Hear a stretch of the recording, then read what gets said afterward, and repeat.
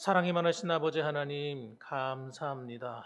오늘도 주께서 사랑하시는 주의 백성들을 원근 각처에서 불러주셔서 하나님 앞에 머리 숙여 예배합니다. 하나님 찬송합니다. 기도합니다. 하나님 이 시간에 주의 거룩하신 손으로 저희를 덮어주시고 어둠의 권세, 사탄의 권세, 사망의 권세는 한 길로 왔다가 일곱 길로 도망가게 하시고 하나님의 은혜는 가득 차 흘러 넘쳐서 하나님 그 은혜와 축복을 누리며 살아가는 성도들이 되게 하여 주옵소서.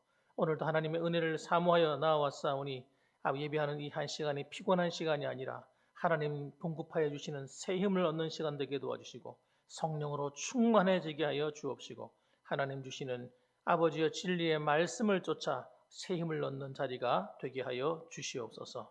오직 하나님께만 영광을 구합니다. 예수님의 이름으로 기도드립니다. 아멘. 네, 하나님 말씀 보시겠습니다. 고린도전서 7장 말씀이 되겠습니다.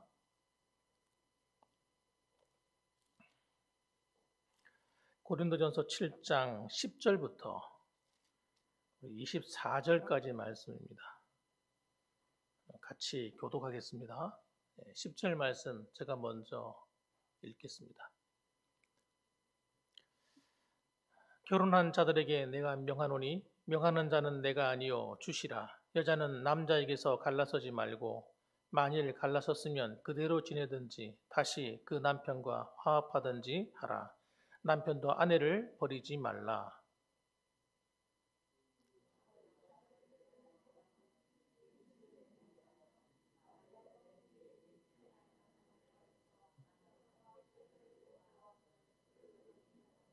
어떤 여자에게 믿지 아니하는 남편이 있어 아내와 함께 살기를 좋아하거든 그 남편을 버리지 말라.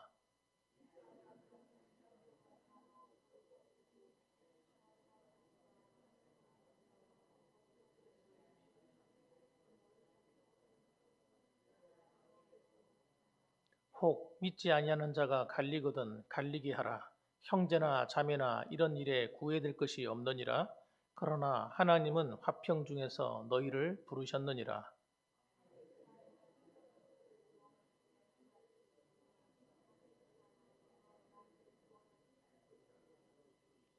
오직 주께서 각 사람에게 나눠주신 대로 하나님이 각 사람을 부르신 그대로 행하라. 내가 모든 교회에서 이와 같이 명하노라.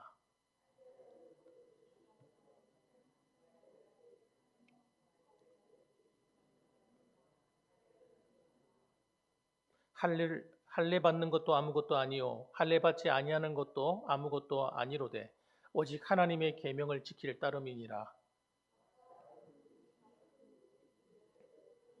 네가 종으로 있을 때에 부르심을 받았느냐? 염려하지 말라. 그러나 네가 자유롭게 될 수 있거든 그것을 이용하라.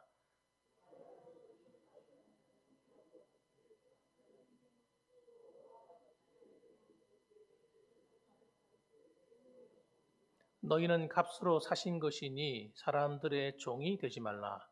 형제들아 너희는 각각 부르심을 받은 그대로 하나님과 함께 거하라. 아멘. 네. 할렐루야. 네, 반갑습니다. 지난 3일 동안 잘 지내셨습니까? 예, 얼굴 뵈니까 잘 지냈습니다. 이런 분도 있는 것 같고 어떤 분은 아니에요. 이런 분도 있는 것 같아요. 예, 여러분 믿으세요. 잘 지낸 거 맞습니다. 잘 지내신 거예요. 아, 저는 오늘 이 본문의 말씀을 가지고 고린도 말씀을 계속해서 강의하려고 합니다. 지난주에는 우리가 결혼에 대하여라는 제목으로 말씀을 전해드렸고요. 오늘은 결혼한 자들에게 대하여입니다. 결혼한 이들에게 이런 제목으로 말씀을 전하겠습니다. 저는 이미 우리나라뿐만 아니라 전 세계적으로 그렇지만 우리나라 같은 경우도 1990년대, 80년대 말, 90년대 들어서면서 가정이 굉장히 위태위태해졌습니다. 그래서 이혼한다는 소식이 너무 자연스럽게 들어오기 시작했고 이제는 뭐 이혼하는 것은 마치 상식인 것처럼 그렇게 지금 이렇게 되어져 버렸어요. 사람이 희한합니다. 자주 어떤 이야기에 노출이 되면 거기에 좀 이렇게 관대해진다 할까요? 아주 익숙해지고 관대해집니다. 그런데 여러분 익숙해지고 감대해지는 거하고 경험하고 하는 건 다릅니다. 경험은 달라요. 상당한 가정들이 깨어지고 있는 이 시대인데 가정이 깨어지게 되면 그 상처는 사실 상상 초월입니다. 상상 초월이에요. 그래서 제일 큰 상처가 부부간에 이혼하는 상처입니다. 부부간에 한 분이 돌아가시던가 부부간에 이혼하던가 할 때 받는 그 상처는 굉장히 충격적입니다. 사람들은 뭐 그냥 뭐 이혼하면 되지 이렇게 간단하게 말을 하는 거예요, 사실은. 그런데도 불구하고 심지어는 뭐 TV 드라마라든지 영화라든지 매스미디어 이런 데 보면 그냥 너무 쉽게 이혼하고 잘 지낸 것처럼 보이기 때문에 사람들은 이혼이 뭐 가벼운 것이구나라고 생각하는 거예요. 정말 가벼운 것일까요? TV에 나와서 이야기하는 사람 가운데 어떤 사람들은 정말 순수한 사람들 이렇게 얘기를 해요. 정말 힘들다는 얘기를 해요. 이혼한 것처럼 그렇게 힘든 게 없대요. 예. 이혼하기 전에는 서로 마음이 안 맞고 다투고 싸우고 해가 이혼을 하는데 갈라지고 나면 그때부터 너무 괴롭다는 거예요. 힘들다는 거예요. 어떤 사람들은 또 얘기합니다. 난 괜찮다고 좋다고. 자유롭고 이제는 뭐 행복하고 막 내 마음껏 자유를 즐긴다고 막 그렇게 얘기하는 사람도 있어요. 근데 그렇게 말하는 사람이 나중에 말을 번복합니다. 정말 마음에 있는 이야기를 털어놓고 얘기하게 되면 처음에는 자존심이 있으니까 사람들 앞에서 그렇다고 이야기하지만 사실은 자기 마음속에 있는 깊은 이야기를 딱 털어놓게 되면 눈물을 흘리는 거예요. 눈물을 흘리는 거예요. 좀 더 참았으면 좋았을 걸 하는 거예요. 그런 경우가 너무나 많아요. 너무나 많아. 이 자존심이 상한 거. 그게 뭐 중요해요? 자존심 상하는 게. 부부간에도 여러분 사람이 한번 마음이 딱 상해버리면 진짜 남처럼 되는 경우가 많습니다. 용납을 안 하네. 서로 간에 대해서 용납을 안 해. 누가 내 마음에 100% 들은 사람이 있고 누가 상대방의 아무리 잘해줘도 100% 될 수 있겠습니까? 안 되는 거예요. 자라온 환경도 틀리죠. 예. 생각하는 관점도 틀리죠. 다른 점이 너무 많은데 어떻게 서로가 한 번도 싸우지 않고 서로 마음이 맞아가지고 평생 잘 살 수 있겠습니까? 그건 거짓말입니다. 거짓말. 그럴 수가 없어요. 간혹 그런 분들 만나긴 해요. 나는 한 번도 싸워본 적이 없습니다. 진짜 한번 들어가서 한번 같이 한번 살아봤으면 좋겠어. 진짜 그건 여러분 기적 중의 기적이에요. 그런 가정들은 100이 하나 있을까 말까. 서로가 충돌이 일어날 수밖에 없는 겁니다. 여러분. 심지어는 어떤 사람들은 자변기 뚜껑을 덮냐 안 덮냐 그거 가지고 싸워요.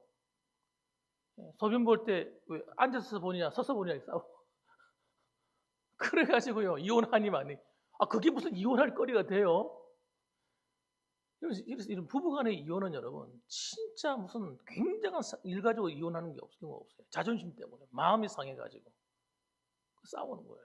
뭐가 좀 안 맞다는 거죠. 안 맞는 게 당연하지. 이런 맞는 게 이상한 거예요. 안 맞아야 되는 거예요. 우리가 무슨 공장에서 찍어냈습니까 사람을? 틀려요. 달라야 돼요. 다른 게 정상입니다. 성격도 안 맞아. 어떤 사람은 느긋하고 여유로운 성격이 있는가 하면 어떤 사람은 빠리빠리하고 그냥 열심히 앞으로. 안 맞죠. 안 맞아. 그러니까 결혼했지. 안 맞으니까 서로 보완하며 살라고 하나님이. 똑같으면 어떻게 됩니까? 똑같으면. 똑같아도 문제가 있다니까요. 똑같아도. 서로가 부족하고 모자라는 것을 서로 채워주라고. 그래서 만나서 사는 거예요. 그런데 여러분 그것을 이해하지 못하는 사람들이 너무나 많습니다. 남자 여자는 특히 다릅니다. 구조 자체가 달라요. 남자 여자는 몸의 기능도 다르고 생각하는 관점도 틀려요. 남자들. 감정적이죠. 여자들은 감정적이잖아요. 남자들은 논리적이거든요. 이성적입니다.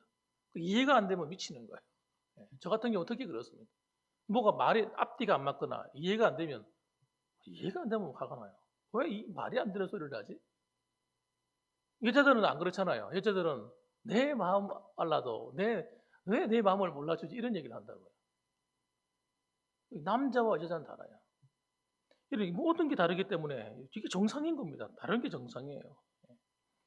그래서 저는 사실 우리 교회에서 사역을 하면서 내가 언젠가는 지금 사실 좀 빨리 시작하려고 마음 먹었다가 좀 내가 늦췄는데 앞으로 구리 지역에 이 가정 상담소, 가정 행복 학교 이런 걸 만들고 싶은 마음이 있어요. 그래서 실제로 이걸 통해서 정말 가정이 무너지고 있고 가정에 이 다툼이 일어나서 이게 해결이 안 돼. 이런 것들을 해결해 줄 수 있는 기관이 필요한데 교회라고 저는 생각합니다. 교회가 그걸 해줘야 된다고 생각해요. 그래서 앞으로는 그런 그 기관을 만들어 가지고 군위 전체에 해서 봄, 가을로 그런 학교를 만들어서 교회에서 세미나도 해주고 이런 일들을 했으면 하는 그런 마음을 갖고 있습니다. 자, 어쨌든 여러분 오늘 그러니까 첫 번째 알아야 될 것입니다. 결혼한 부부들에게 하는 말입니다. 첫째, 따라합시다. 이혼을 금하는 하나님의 말씀. 성경의 기준은 결혼에 대해서 말씀할 때 어떤 이유가 있든지 간에 첫 번째 조건은 뭐냐면 결혼은 피할 수 없다는 거예요. 결혼은 하나님께서 허락한 하나님께서 만나게 하신 짝을 이루어 주신 것이기 때문에 사람이 나눌 수 없다는 겁니다. 이게 하나님의 관점입니다. 만일에 그렇지 않고 인간의 조건과 여건에 따라서 이혼을 마음대로 하도록 해버리면 굉장히 어려운 일이 벌어집니다. 가정이 무너져 버리는 거예요. 여러분, 가정이 무너지게 되면 다 무너져요. 다 무너져요. 아이들도 무너집니다. 아이들이 정신세계가 다 무너져 버립니다. 왜 예전에 그 어른들이 그랬잖아요. 홀 어머니 밑에서 자란 사람, 또 아버지 밑에 자란 사람. 그 따지잖아요. 왜 따질까요? 저는 처음에 이해가 안 되더라고요. 아니, 사랑하면 되지. 그게 뭐 그리 중요하냐고. 또 심지어는 부모가 없는 가운데 자란 아들. 아니, 이걸 따지는 거예요. 그래서 난 이해가 안 되더라고요. 다 예수 믿는데 그걸 왜 따져요? 그런데 안 그런 거예요. 제가 나중에 나이가 들어서 보니까 그 말씀들, 어른들의 말씀이 잘못된 말씀들이 아니에요. 왜냐하면 여러분, 건강한 가정에서 자라도 아이들이 잘 자랄까 말까 하는데 부모가 없이 자라거나 또는 홀 어머니나 홀 아버지 밑에 자라거나 하면 결함이 생기는, 인격적인 결함이 생기는 거예요. 그 빈자리가 생기는 거예요. 빈자리가 생겨버려요. 그게 상처입니다. 상처. 부모, 아버지 없는 상처, 어머니 없는 상처. 그럼 아이들이 이제 인격이 형성돼 갈 때에 거기서 문제가 생기는 거예요. 그리고 대인 관계를 할 때도 문제가 생겨요. 아버지가 없이 어릴 때부터 자라는 사람들은 남자 어른들과 하고 관계를 맺기가 굉장히 힘들어요. 남자 어른들한테 어떻게 대해야 될지를 몰라요. 그리고 아이를 키울 때도 아버지 역할을 어떻게 해야 될지 몰라요. 아버지를 경험해 보지 못했기 때문에 아버지로서 내가 어떻게 아이를 양육해야 될지 이걸 모른다고요. 잘 안 돼요, 이게. 그러니까 여러분, 가정이 이혼한다고 하는 건 여러분, 특히 아이들이 한창 자라가고 있는 가운데 아이들이 이혼을 하게 되면 그게 아이들한테 치명적인 영향을 미치게 되는 거예요. 정서적으로. 그래서 하나님은 그래서 가정이 항상 보면 어떤 사회적인 문제가 생기는 아이들이 나오는 걸 가만히 보시면 반드시 가정이 깨어진 결함이 있는 가정에서 사회적인 아주 지탄받을 사람들이 많이 나와요. 그런데 이걸 갖다가 만약 신앙인 차원에서 신앙 교회 안에서 이런 하나님과의 관계에서 이것이 채워지면 되는데 그거 얼마나 좋은 거예요. 하나님이 우리의 영의 아버지시니까 하나님 아버지로서의 사랑을 느끼고 체험하면서 자라게 되면 좀 나은 편이에요. 그런데 그것이 없이 성장하게 되면 굉장히 어렵다는 거예요. 그래서 탈선하는 사람들이 많이 생겨요. 애정 결핍 이런 거. 그래서 내가 다 받지 못한 사랑을 이성에서 갈구하는 거예요. 이성에서 갈구하니까 한 여자로 만족이 안 되지. 결핍이기 때문에 또 다른 사람 또 찾는 거예요. 그 심각한 이런 아이들 같은 경우는 어떤 경우가 있냐면 한 남자나 한 여자가 여러 명의 여자, 여러 명의 남자를 만나는 거예요. 그래도 양심의 가책을 못 느끼는 거예요. 애정 결핍이라.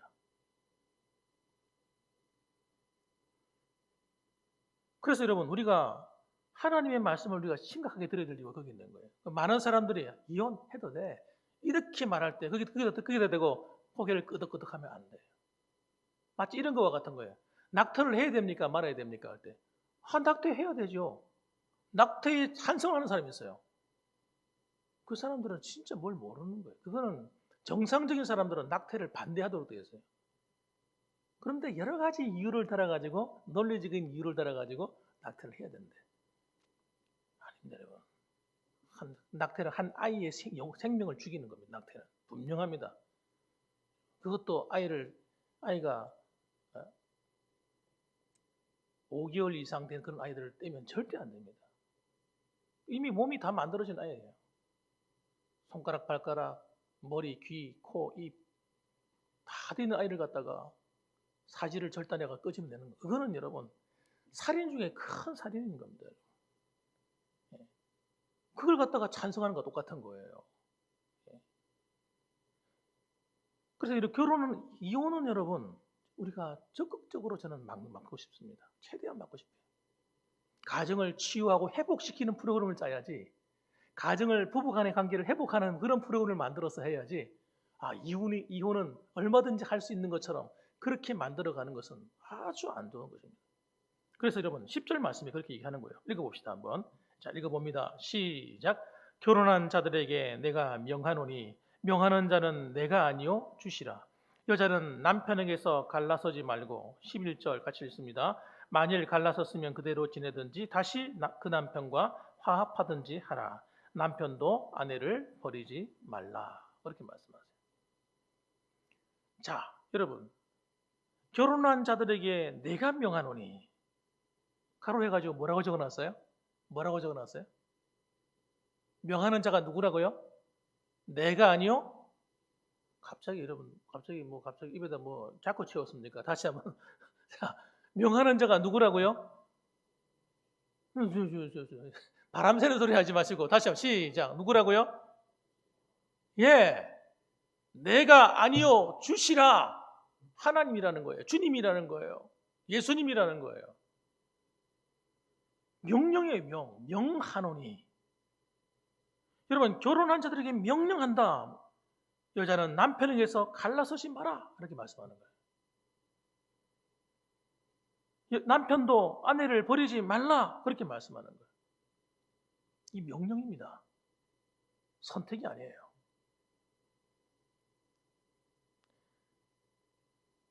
마태복음 19장 6절 말씀 보면 예수님께서 말씀하신 거예요. 뭐라고 말씀합니까? 이렇게 말씀했습니다. 그런 적 이제 둘이 아니요 한 몸이니 그러므로 하나님께서 짝지어 주신 것을 사람이 나누지 못할지니라 하시니 사람이 나누지 말라는 거예요.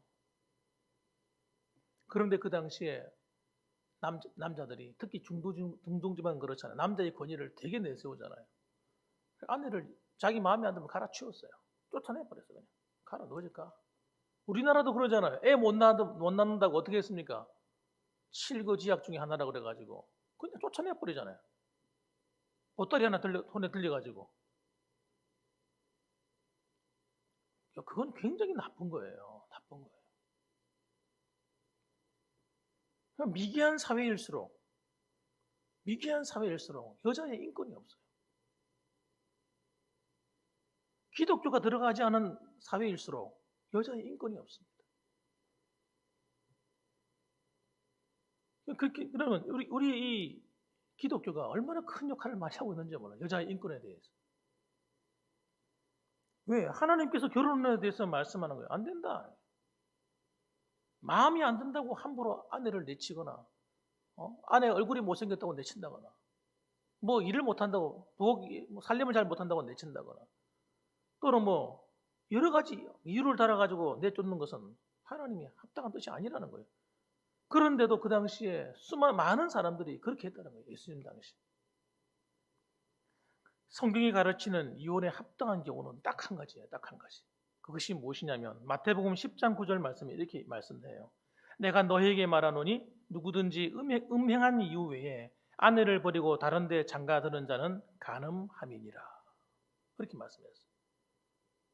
내가 누구든지 들어야 될 말을 너에게 하는데 음행한 일 외에 아내를 쫓아내거나 아내를 버리고 다른 데 장가들거나 하면 그것은 너희가 간음한 것이다.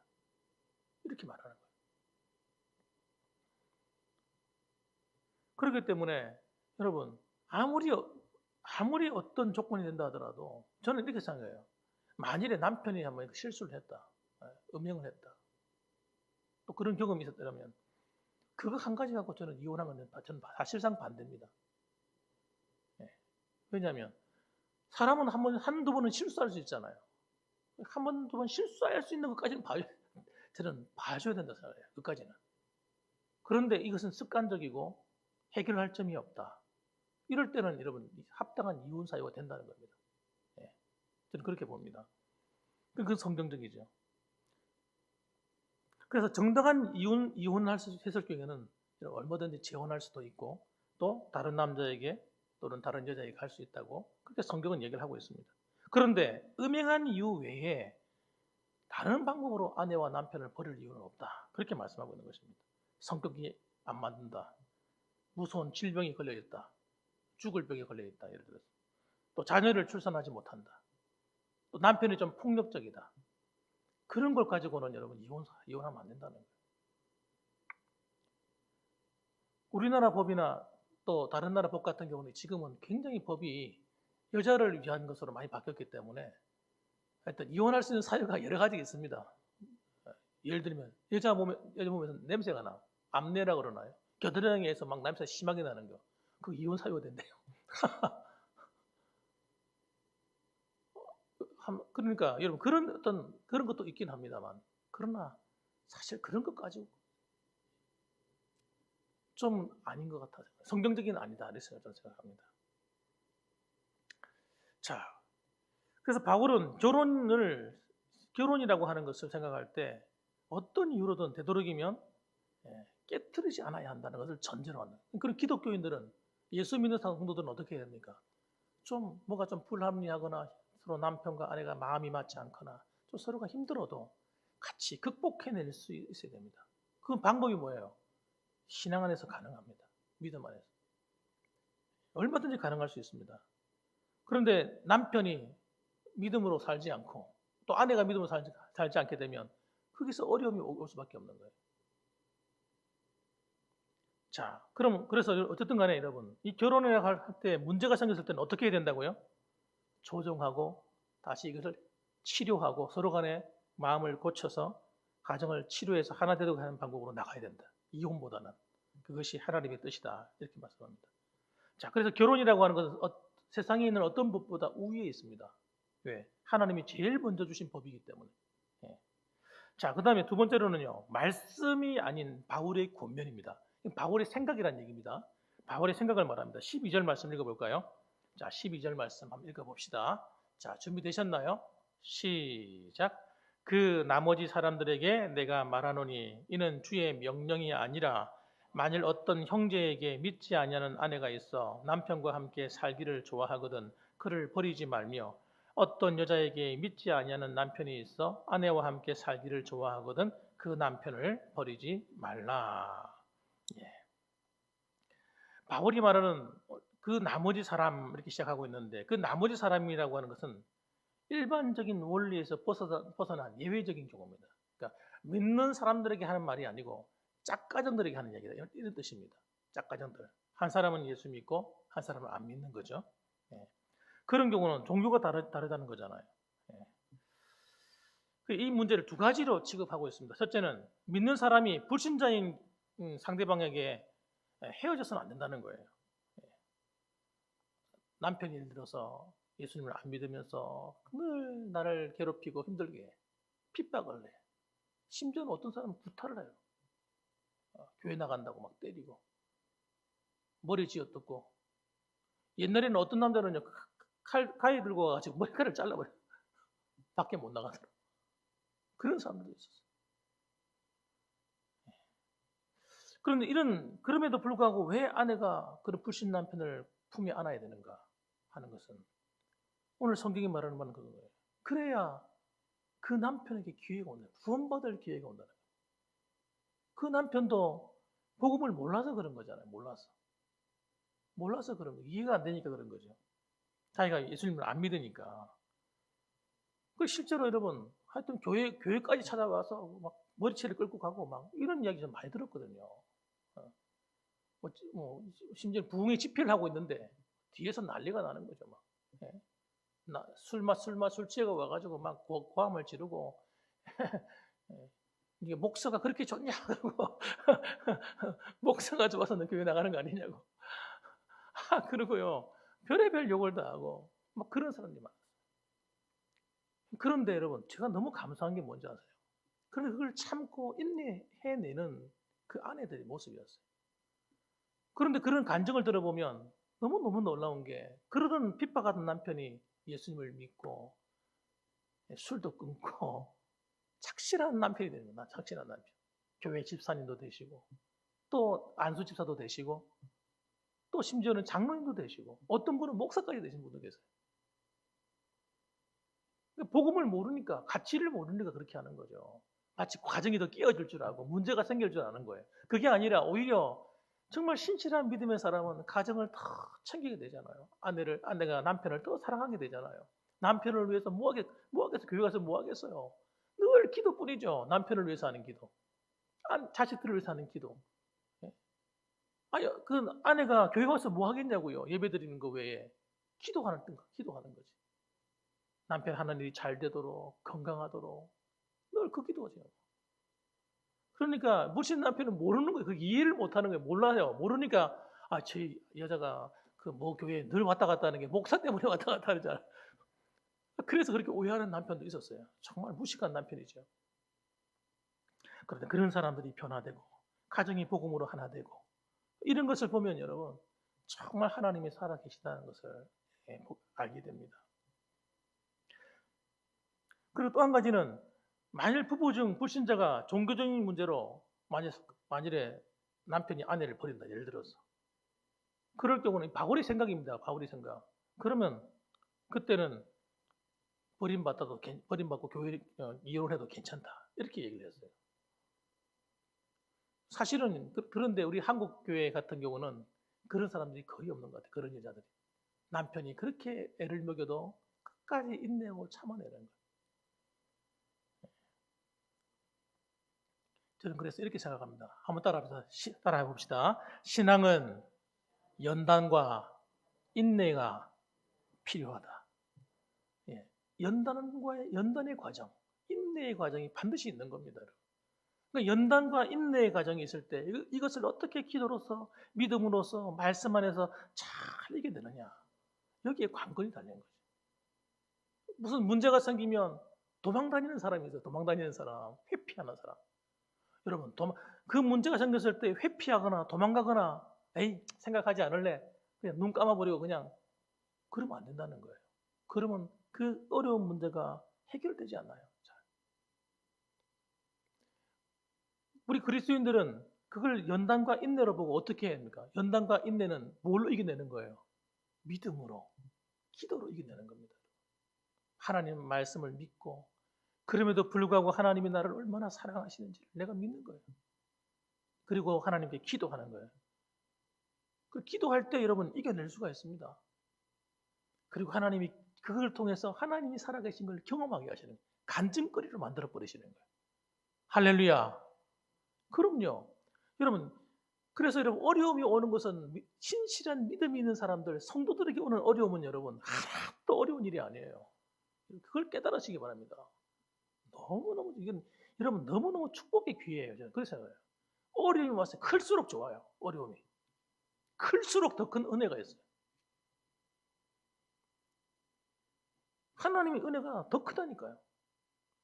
그래서 시련이 없고 아무 문제 없이 잘 지내는 사람이 있어요. 그런 사람들은 하나님을 경험한 간증거리가 별로 없어요. 그런 사람들.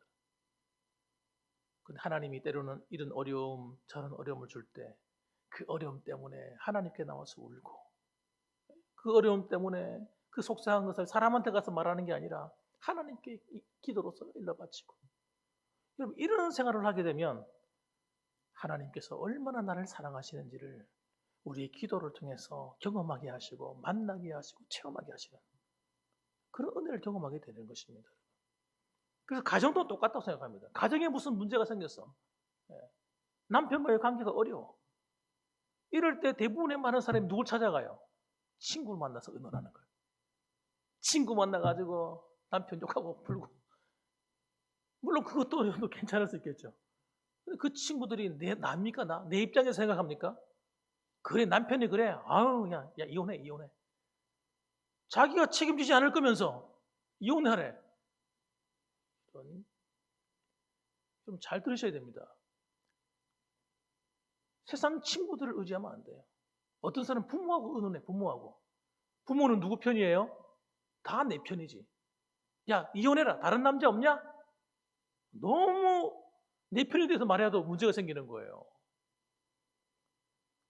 그래서 우리는 여러분, 하나님께 물어봐야 되고, 하나님께 기도해야 되는 거예요. 하나님 앞에 나와서 울어야 되는 거예요. 그 문제를 가지고. 그렇게 하면 하나님이 그 문제 때문에 내가 더 영적으로 깊어지고요. 하나님을 더 깊이 만나게 되고, 아, 살아계신 하나님이 정말 나와 함께 하는구나. 정말 날 사랑하는구나. 우리 가정을 하나님께서 기뻐하시는구나 하는 것을 여러분 경험하게 되는 것입니다. 그러니까 가정 문제를 가지고 여러분 절대 상담소 찾아가면 안 돼요. 그 상담도 이상한 상담소 있어요 또. 예. 그거 하지 말고 하나님께 나와서 울어야 돼요. 차라리 목회자한테 와서 상담하고. 예. 그래야 됩니다. 그 사람이 왜 목회자와 상담해야 합니까? 그 목회자가 나를 위해서 울어주잖아요. 그 문제를 가지고. 예. 여러분 가정에 문제가 생기면요. 다른 사람과 의논하려고 하시면 안 돼요. 차라리 저한테 오세요. 저한테. 너무 속상한 일, 너무 힘든 일, 그거 가지고 같이 끙끙 앓지 말고 저한테 와서 같이 기도합시다. 나하고 같이 한번 기도합시다. 그래서 그 문제를 해결해내야 돼요.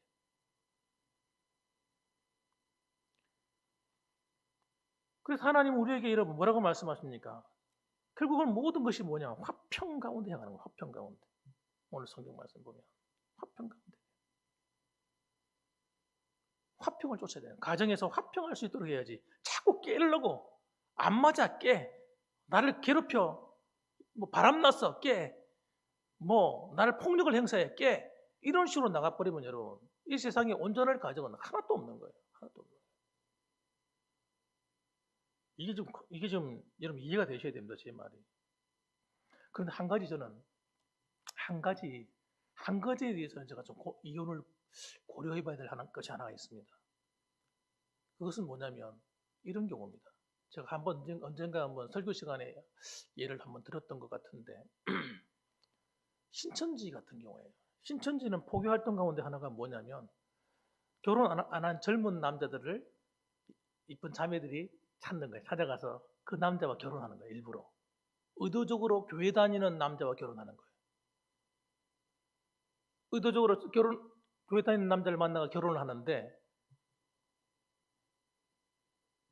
결혼해가지고 살다 보니까 이 여자가 신천지 다니는 여자인 거예요. 자매인 거예요. 자매가 아니겠지. 신천지 다니는 자매가 아니라 여자 청년이라고 해야 돼요. 그때는 늦은 거예요. 이미 정도 저를 들었고 이미 이래가지고는 결국은 대부분의 남자들이 청년들이 흐리멍텅해요. 그래서 이 신천지를 열심히 따라다니는 아내를 따라 훈련을 받아 거기 가가지고 나하고 또 오래 살려면 나 따라와야 돼요. 이래가지고 끌고 다녀요. 애까지 하나 낳았어. 이래 되면요 빼도 박도 못하는 거죠.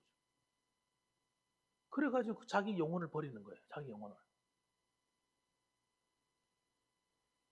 이런 경우는 저는 생각을 좀 해봐야 된다고 생각합니다. 개인적으로. 제 개인적인 생각입니다, 여러분. 왜? 그래서 그렇게 해서 그 아내를 변화시킬 수 있는 확률은 0.0000001%일 것입니다. 왜? 벌써 신천지가 가르치는 포교 전략을 가지고 나한테 오기까지 그 여자는 이미 거기서 훈련을 너무 많이 받은 거예요. 예? 세뇌 교육을 받아가지고 여러분 이미 훈련을 받을 대로 받아 있는 상태이기 때문에 그 사람을 내가 변화시킬 수가 없어요. 야단친다고도 안 돼요. 폭력을 행사해도 안 돼요. 그거는 이미 깊이 들어가 버렸기 때문에. 그리고 말도 안 되는 주장을 해도 다 그걸 믿고 따라가기 때문에 그걸 내가 아무리 잘못된 거라고 가르쳐준다고 해서 이해를 못하는 거예요. 그런 사람들은 차라리 이혼하자 이렇게 나올 겁니다. 그렇다면. 그래서 만약 그런 경우 같으면 내가 내 영혼을 버리는 것보다는 저는 이혼하는 게 낫다. 개인적으로 그렇게 생각합니다. 그리고 지옥 갈 필요는 없잖아요. 이단에 빠져가지고. 참 그런 가정들이 간혹 만나게 되면 좀 가슴이 무너집니다. 마음이 너무 아픕니다. 지난번 교회에 있을 때 한 청년인데 그 청년의 어머니가 이단에 빠진 거예요. 이단에 빠졌는데 안 돼요. 이단에 빠지고 나면. 빠졌다가 나왔다가도 여러분 제대로 정상적으로 교회에 적응을 못합니다. 그 사람들끼리 따라 모이는 예배 드리는 곳에 가야 되지. 안 힘들어요. 진짜. 그러니까 말을 듣습니까? 말을 안 듣죠. 그럼 가정이 어떡해요? 가정이 정상적이 아니죠. 만나면 서로 간에 생각이 완전 다르니까. 말하는 것도 틀려요. 서로가. 너무 고통을 겪더라고요. 그런데 그 청년이 자기 믿음을 지키고 열심히 어머니가 하던 데도 안 딸려가고 자기 신앙을 지키는 거 보고 내가 참 감사했는데요. 여러분들이 이런 경우를 저는 개인적으로 생각할 때 저는 차라리 여러분 정말 더 깊이 빠져들어가기 전에 차라리 이혼하는 것이 낫지 않겠나 개인적으로 그렇게 생각합니다. 제 생각이라고 말씀드렸습니다. 예. 자, 어쨌든 그다음 세 번째로는 여러분 부름을 받은 대로 그대로 지내라 이런 말씀을 하고 있는데요. 네, 한번 볼까요? 몇 절이죠? 23절 말씀 읽어보겠습니다. 자, 한번 읽어보겠습니다. 시작. 너희는 값으로 사신 것이니 사람들의 종이 되지 말라. 형제들아, 너희는 각각 부르심을 받은 그대로 하나님과 함께 거하라. 아멘. 결혼에 대한 얘기를 하면서 갑자기 또 이런 이상한 말이 나와서 아마 이해가 안 되시는 분이 계실 텐데, 신분 차이를 얘기하는 겁니다. 신분 차이. 어떤 사람은 이 당시에 종도 있었어요. 종으로 지내면서 예수 믿은 사람도 있고, 또 일반 자유인으로서 주인으로서 예수 믿은 사람도 있고, 이런 여러 가지 신분, 다양한 신분이에요. 왕족도 이 당 있었고, 귀족도 있었고, 또 하인 출신 종들도 있었고, 여러 사람들이 섞여 살았습니다. 그러니까 여러분, 그래서 우리는 여기서 한 가지 배워야 될 게 뭐냐면, 자기 어떤 신분이 특권이 아니라는 거예요. 특권. 결혼할 때도 남편과 아내가 결혼할 때 성경에서 말할 때 남편은 머리로 가정의 머리고 또 아내는 남편을 잘 도와서 보조하는 역할을 하고 돕는 역할을 하고 이것이 성경에 이제 만들어 놓은 남편과 아내의 기준이거든요. 이것이 뒤바뀌어 버리면 안 됩니다. 뒤바뀌어 버리게 되면 그때부터 가정에 역기능이 일어납니다. 역기능. 남자는 머리 기능을 못하게 되면요. 남자로서의 자존감을 다 잃어버리게 됩니다. 하나님 그렇게 만들어 놨어요. 남자 속에는 왕적인 기능이 있기 때문에 다스리려고 하지 다스림 받으려고 안 해요. 그게 참 신기해요. 아내가 아무리 돈을 많이 벌고 높은 지위에 있어도요. 남편의 역할을 하고 싶은 거예요. 그 남편의 역할이 뭐냐? 머리 역할인 거예요. 그런데 똑똑한 아내가 있는 집안에는 여러분 그게 힘들어요. 남편을 무시하거든요. 남편을 무시. 돈도 못 벌고. 그 다음에 나오는 말들이 그 말들이 똑똑하지 실질지 못하는 거. 당신 때문에 집안이 안 된다는 거. 예를 들어서 막 이렇게 되기 시작하면 그 가정은 끼어질 확률이 되게 높아지고 그 남편은 사회에서 제대로 자기 일을 감당하기 힘들어집니다. 자존감이 땅에 떨어져 기가 꺾여버리기 때문에. 그 남자는 어디 가든지 큰 소리 치고 싶은 기능이 있단 말이에요. 그래서 머리가 지혜로운 아내는 남편이 머리 역할을 하도록 잘 돕는 거예요. 남자는 좀 바보 같은 면이 하나 있잖아요. 아내의 말을 잘 듣는 거 어떤 면에서는. 그래서 등들이 긁어주면서 여보 잘해. 이렇게 하면 어린애처럼 또 그렇지 이러고 앞장서 나가는 그런 기질이 또 있거든요. 그러니까 남편을 그렇게 만들어야 돼요. 남편이 앞에서 리더 역할을 할 수 있도록 여보 이렇게 좀 하세요. 이렇게 한번 해보세요. 이렇게 와요. 또 당신 잘하네요. 난 당신이 그런 점이 마음에 들어요. 이러면서 잘 올라서 남편이 그 일을 하도록 만드는 사람이 지혜로운 여자예요. 그리고 아내가 아내가 남편을 그렇게 잘 하면 남편도 아내를 잘 이렇게 다룰 줄 알아야 돼요.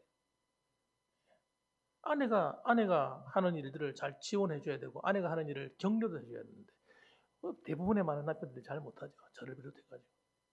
아내를 잘 이렇게 잘하는 걸 잘한다고 말 안 하잖아 절대.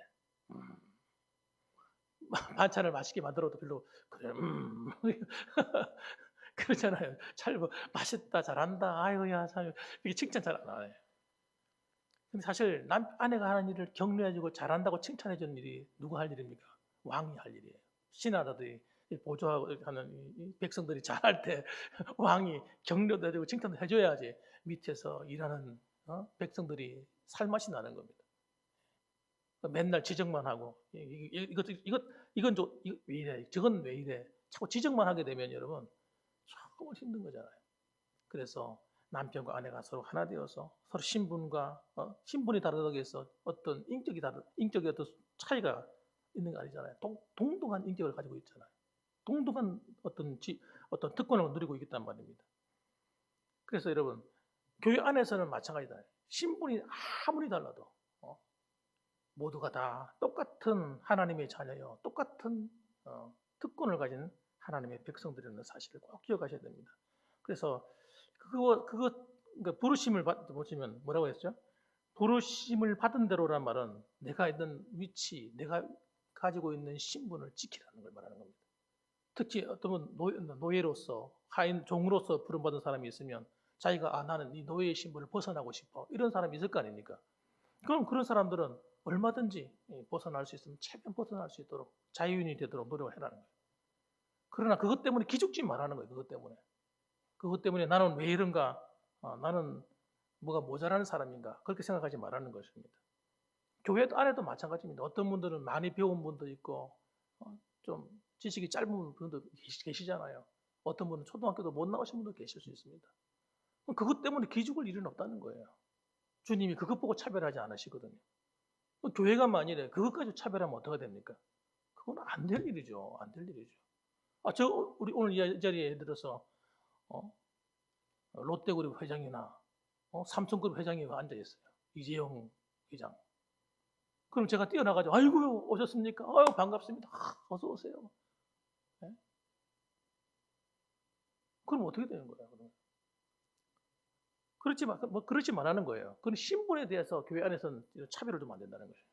그래서 부부간에도 마찬가지고 교회 안에서 부르심을 가진 그 자리에서 내가 있는 위치에서 자존감을 가지고 정말 살아야 된다. 그런 말씀을 하고 있습니다. 그래서 아내를 존중해 줘야 되고 남편은 아내를 존중하고 아내도 남편을 존중하고 그런 가정을 이루어가라고 하는 하나님의 말씀이십니다. 자, 우리 이 시간에 한번 기도하십시다.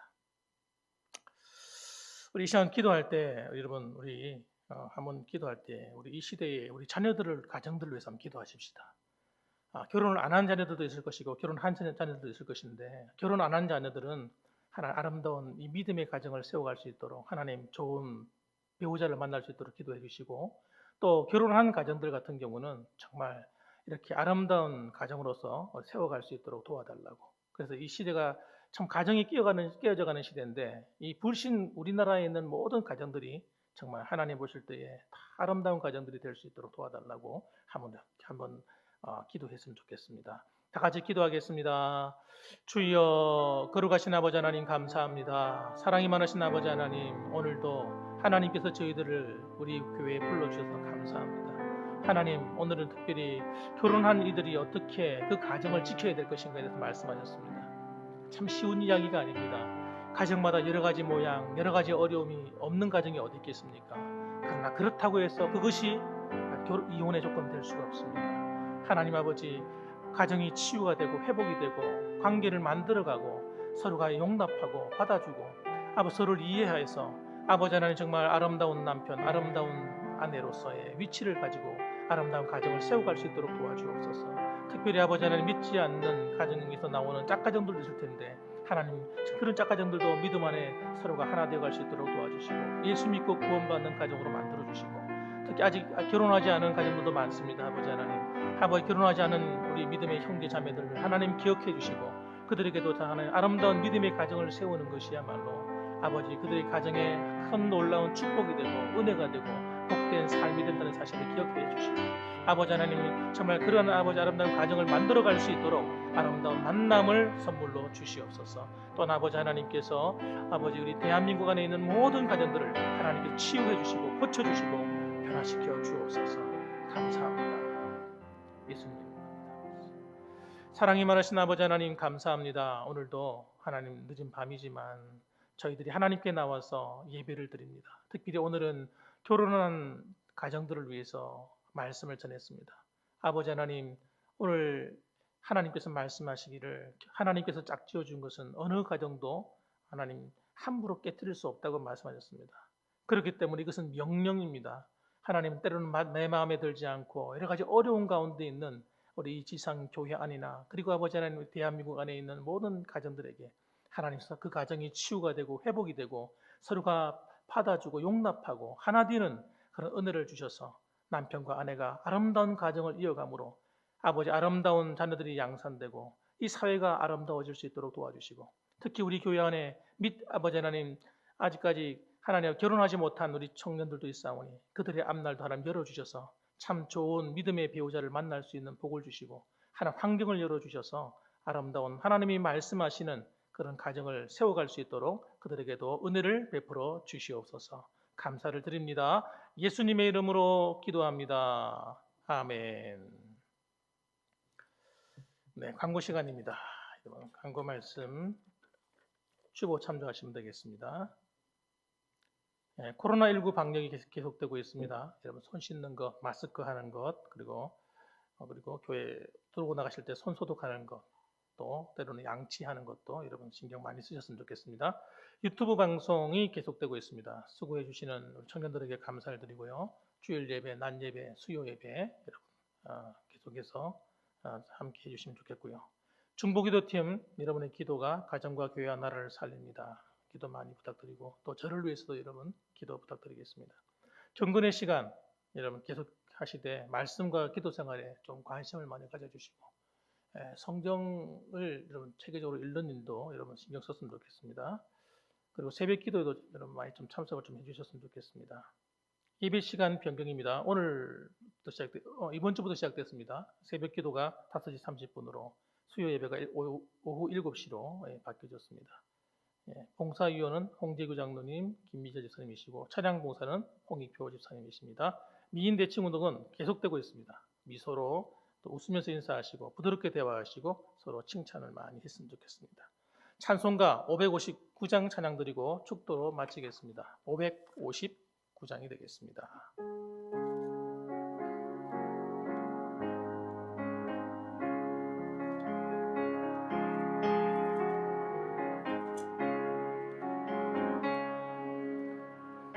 사철의 봄바람 불어있고 아버님 아버지 모셨으니 믿음의 반석도 든든하다.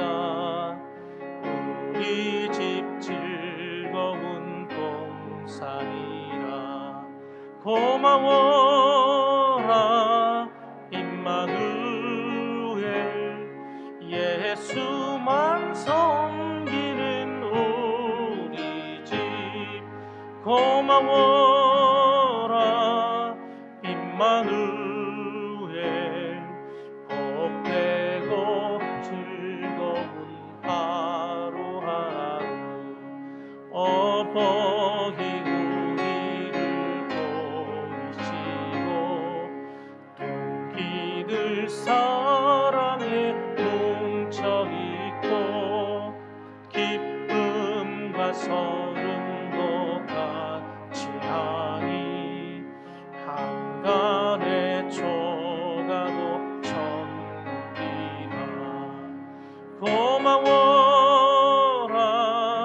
임마누엘 예수만 섬기는 우리 집. 고마워라 임마누엘 복되고 즐거운 하루하루. 아침과 저녁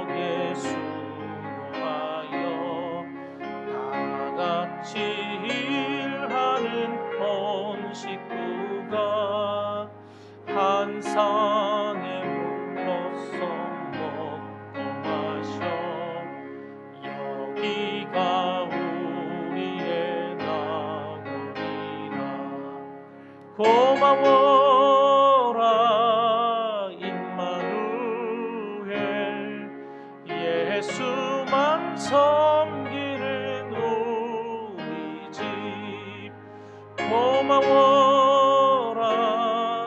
임마누엘 복되고 즐거운 하루하루. 이제는 우리를 위하여서 몸버려 피 흘려 주신 예수 그리스도의 그 크신 은혜와 하나님 아버지의 극진하신 사랑과 성령 하나님의 위로 교통 충만 내주하심이 오늘도 하나님 앞에 머리 숙여 하나님 기뻐하시는 아름다운 부부의 관계를 세워가기를 원하는 이 자리에 모이신 모든 분들 머리 위에와 유튜브를 통해 동참하는 성도들 위해 그리고 우리 봉안교회 위에 이제로부터 영원 무궁토록 함께 계실지어다. 아멘. 아버지